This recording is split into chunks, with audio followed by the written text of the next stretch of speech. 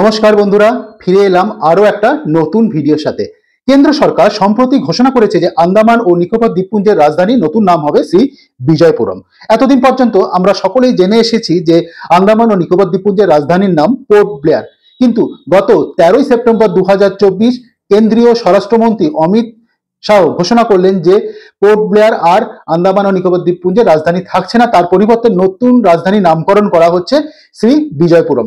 আর মনে করা হচ্ছে যে আন্দামান নিকোবর দ্বীপপুঞ্জের রাজধানীর নাম পরিবর্তনের মাধ্যমে ব্রিটিশ ঔপনিবেশিকতাবাদের যে ছাপটুকু ছিল সেটা মুছে ফেলা যাবে। আজকে আমার এই ভিডিওর মূল উপপাদ্য বিষয় হলো এই যে পূর্বতন নাম পোর্ট ব্লেয়ার অর্থাৎ আন্দামান ও নিকোবর দ্বীপপুঞ্জের রাজধানীর নাম, সেখানে সেই যে ব্লেয়ার শব্দটা রয়েছে সেই ব্লেয়ার শব্দটা কোথা থেকে এলো, অর্থাৎ কার নাম অনুসারে এই ব্লেয়ার শব্দটি। আপনারা যারা আমার এই ভিডিওটি দেখছেন তাদের সকলের কাছে আমি জানাচ্ছি যে বিভিন্ন ভিডিওর মাধ্যমে আমি চেষ্টা করছি সমসাময়িক বিভিন্ন ঘটনাবলী আপনাদের সামনে তুলে ধরতে এবং তার মধ্যে যে ইনফরমেশনগুলো রয়েছে বা যে সত্যতা রয়েছে সেগুলো আপনাদের সামনে তুলে ধরতে। এখনো পর্যন্ত আপনারা যারা এখনো পর্যন্ত আমার এই চ্যানেলটিকে সাবস্ক্রাইব করেননি, সকলের কাছে অনুরোধ, প্লিজ সাবস্ক্রাইব করুন আর পাশের বেল আইকনটি প্রেস করে রাখুন, তাহলে যখনই কোনো নতুন ভিডিও আপলোড হবে তার নোটিফিকেশন খুব সহজেই আপনার কাছে পৌঁছে যাবে। আর ভিডিওটি সম্পর্কে যদি কোনো মন্তব্য আপনাদের থেকে থাকে তাহলে প্লিজ কমেন্ট বক্সে কিন্তু আপনারা জানান। আর ভিডিওটা যদি ভালো লেগে থাকে তাহলে অবশ্যই লাইক করবেন আর শেয়ার করে অন্যদের দেখাতে কিন্তু ভুল করবেন না। চলুন আমরা আজকের আমাদের মূল আলোচ্য বিষয়ে ঢুকছি যে কেন আন্দামান ও নিকোবর দ্বীপপুঞ্জের এতদিনের রাজধানীর নাম পোর্ট ব্লেয়ার ছিল।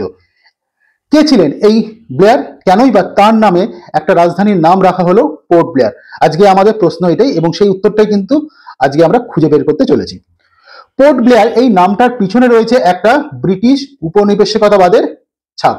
আর আপনারা সকলেই জানেন যে প্রায় 200 বছরের ইংরেজ শাসন, তার পরাধীনতা শৃঙ্খল থেকে 1947 সালে যখন ভারতবর্ষ স্বাধীনতা অর্জন করলো 15ই আগস্ট, তখন থেকে আজ পর্যন্ত ভারতবর্ষে অনেক পালাবদল ঘটে গেছে এবং পট পরিবর্তনও কিন্তু হয়েছে।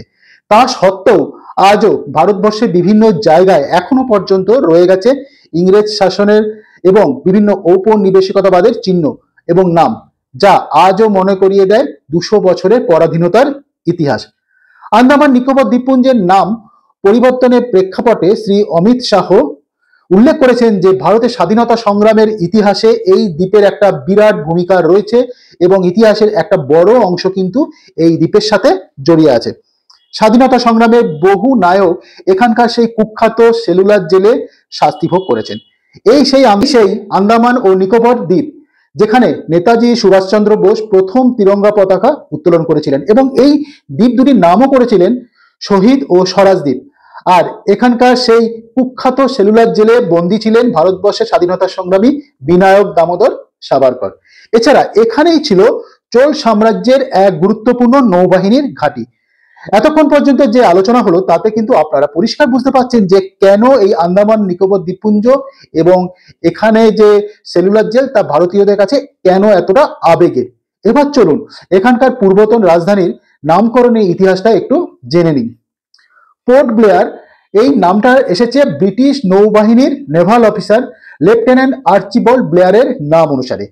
আজকের আন্দামানকে আমরা যেভাবে চিনি অন্ততপক্ষে 2 শতক আগে ঠিক তেমনটা কিন্তু ছিল না। আর সেই সময় আন্দামানে কিন্তু জেলেরা বসবাস করত। 1752 সালে জন্ম হয় আর্চিবল্ড ব্লেয়ারের।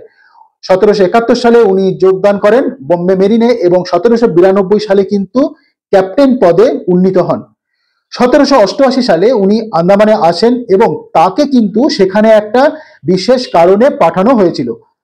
আন্দামানে আর্চিবল্ড ব্লেয়ারের একটা বিশেষ উদ্দেশ্য ছিল যে আন্দামান ও নিকোবর দ্বীপ সেটাকে ভালো করে সার্ভে করা এবং সেখানে ব্রিটিশ উপনিবেশ সিস্টেমটাকে কিভাবে তৈরি করা যায় তার জন্য জরিপ করা, এবং তিনি কিন্তু সেই কাজটা সফলভাবে করতে পেরেছিলেন। সেই সময় গ্রেট আন্দামানের দক্ষিণ পূর্ব দিকে 1789 সালে তৎকালীন গভর্নমেন্ট অফ বেঙ্গল চ্যাথাম দ্বীপে একটা পেনাল কলোনির ভিত্তি স্থাপন করেছিলেন। পেনাল কলোনি মানে হচ্ছে ইংরেজ শাসনকালে বিভিন্ন জায়গায় বিভিন্ন কারাগার তৈরি করা হয়েছিল, সেগুলো মূলত কোনো না কোনো বিচ্ছিন্ন দ্বীপ বা কোনো দুর্গম অঞ্চলেই কিন্তু সেগুলো ছিল এবং সেটাই ছিল পেনাল কলোনি। এবং আর্চিবাল্ড ব্লেয়ারের নাম অনুসারে এবং তার সম্মানার্থে নাম রাখা হয়েছিল পোর্ট ব্লেয়ার।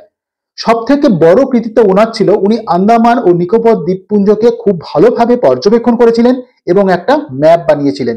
তা পরবর্তীকালে ব্রিটিশ সাম্রাজ্যের পক্ষে সেখানে একটি উপনিবেশ গড়ে তুলতে কিন্তু সাহায্য করেছিল এবং নানা রকম পরিকল্পনা করতে কিন্তু সাহায্য করেছিল। এরপরে আর্চিবাল্ড ব্লেয়ারের কাজের উপর ভিত্তি করে কিন্তু ব্রিটিশ সাম্রাজ্য সেখানে প্রশাসনকে জোরদার করে তুলেছিল এবং সেখানে একটা সামরিক ঘাঁটিও কিন্তু তৈরি করতে পেরেছিল। সুতরাং এতক্ষণে আপনারা নিশ্চয়ই সকলে বুঝতে পেরেছেন যে আন্দামান এবং নিকোবর দ্বীপপুঞ্জের সাথে আর্চিবাল্ড ব্লেয়ারের নাম কিভাবে জড়িত ছিল অঙ্গাঙ্গিভাবে এবং কেন ব্রিটিশরা সেই দ্বীপের রাজধানীর নাম রেখেছিল পোর্ট ব্লেয়ার। ইতিহাস কিন্তু আমাদেরকে এটাই জানাচ্ছে। তাই আন্দামান ও নিকোবর এই যে নতুন রাজধানীর নাম ঠিক করা হলো শ্রী বিজয়পুরম, তার অর্থ হলো ভারতের স্বাধীনতা সংগ্রামীদের নিরলস সংগ্রামের মাধ্যমে ভারতের স্বাধীনতা প্রাপ্তিকে সম্মান জানানো এবং শ্রদ্ধা জ্ঞাপন, এবং তার সাথে সাথে ধীরে ধীরে ব্রিটিশ উপনিবেশের যে ছাপ, সেই ছাপগুলোকে আস্তে আস্তে মুছে ফেলা। এবং এভাবেই আমাদের ভারতবর্ষ নতুন পরিচয়ে আবার মানে দাঁড়িয়ে যাবে এবং ভারতবর্ষ নতুন পরিচয় নিয়ে আবার জগৎ বিখ্যাত হবে, এইটুকুই কিন্তু আমরা কামনা রাখছি। পর্যন্ত যেটুকু বললাম তাতে আপনারা নিশ্চয়ই বুঝতে পেরেছেন যে কেন এই আন্দামান ও নিকোবর দ্বীপপুঞ্জের রাজধানীর নাম রাখা ছিল পোর্ট ব্লেয়ার। আশা করি এই ভিডিওটা আপনাদের সকলেরই পছন্দ হবে এবং যদি ভালো লাগে তাহলে কিন্তু অবশ্যই লাইক করবেন এবং এই ভিডিও সম্পর্কে যদি কোনো তথ্য আপনাদের থেকে থাকে বা কোনো মন্তব্য করার থাকে তাহলে কিন্তু প্লিজ কমেন্ট বক্সে জানাতে ভুল করবেন না।